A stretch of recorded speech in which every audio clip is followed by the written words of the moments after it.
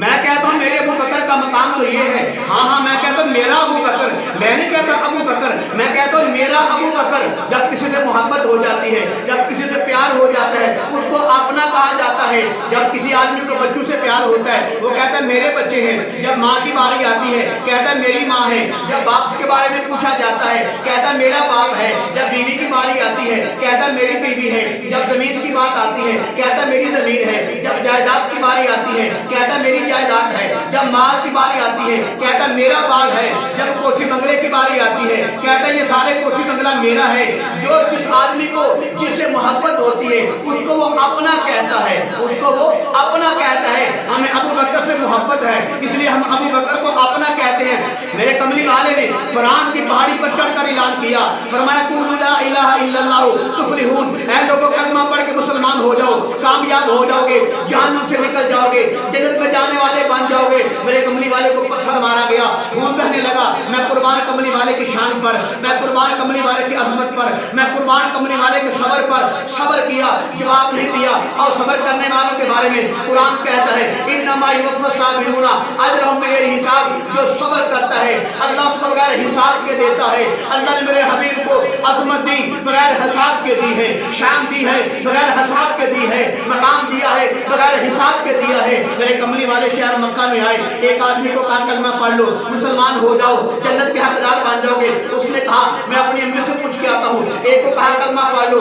اس نے کہا میں اپنے ابو سے پوچھ کے آتا ہوں۔ ایک کو کہا کلمہ پڑھ لو، اس نے کہا میں اپنے بھائی سے پوچھ کے آتا ہوں۔ لیکن قربان ابو بکر کی شان پر، قربان ابو بکر کے مقام پر، قربان ابو بکر صدیق کی عظمت پر، وہ ابو بکر صدیق جس نے ہر دور میں، ہر مشکل وقت میں میرے پیغمبر کا ساتھ دیا ہے۔ میرے پیغمبر کی پہلی بیوی خدیجہ الکبریٰ رضی اللہ تعالیٰ عنہا، یہ میرے پیغمبر کی پہلی بیوی ہے۔ ان کا خالہ زاد بھائی حکیم بن حزام رضی اللہ تعالیٰ عنہ، جب ان کو پتا چلتا ہے کہ محمد مصطفیٰ نے نبوت کا اعلان کر دیا ہے، وہ نبی بن گئے ہیں، حکیم بن حزام دوڑے دوڑے بازار میں جاتے ہیں۔ بازار میں جا کر دیکھا ابو بکر صدیق رضی اللہ تعالیٰ عنہ کپڑے لے کر بیٹھے ہوئے ہیں، کپڑے کی تجارت کر رہے ہیں، گاہک کھڑے ہیں، خرید و فروخت ہو رہی ہے، بولی لگ رہی ہے، کتنا کا دو گے، کتنے کا لے کے آئے ہو، کتنا منافع لوگے۔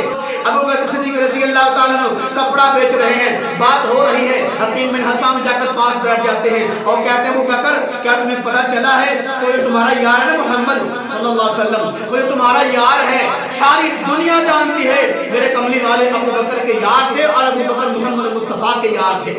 حکیم بن حزام نے جاتے ہی کہا اے ابو بکر وہ تمہارا یار ہے نا محمد صلی اللہ علیہ وسلم، وہ انہوں نے اعلان کر دیا میں نبی بن کے آیا ہوں۔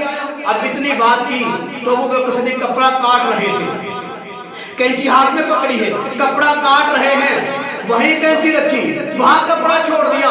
ڈاکو نے کہا کیا ہے؟ کہا کہ تم میرے گاہک بن کے آئے ہو، میں کسی اور کا گاہک بننے جا رہا ہوں۔ تو مجھ سے فائدہ لینے کے لیے آئے ہو، میں کسی اور سے فائدہ لینے کے لیے جا رہا ہوں۔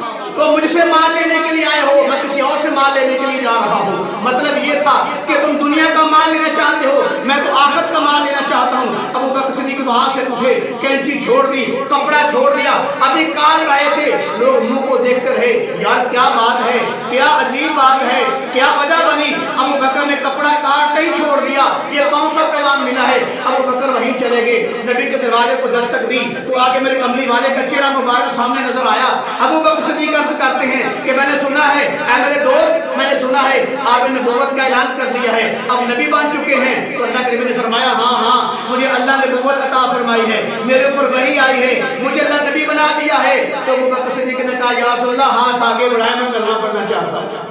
نہ ابو سے پوچھا، نہ امی سے پوچھا، کسی نے نہیں پوچھا، بغیر پوچھے سب سے پہلے آ کر میرے کملی والے کی نبوت کی تصدیق کرنے والے ابو بکر صدیق ہیں۔ جب ابو بکر صدیق نے کلمہ پڑھ کے سب کچھ قربان کر دیا، مال کی باری آئی مال قربان کر دیا، جان کی باری آئی جان قربان کر دی، بیٹی کی باری آئی بیٹی قربان کر دی، گھر سور کا معاملہ آیا اپنی پگڑی قربان کر دی، اپنا پاؤں قربان کر دیا، سب کچھ قربان کر دیا۔ پھر اللہ نے کہہ دیا ان اللہ اشتری من المؤمنین انفسهم واموالهم بان لهم الجنہ۔ اللہ نے کہہ دیا ابو بکر وہ ہے جس نے اپنے مال اور جان کے بدلے مجھ سے جنت کا سودا کر لیا۔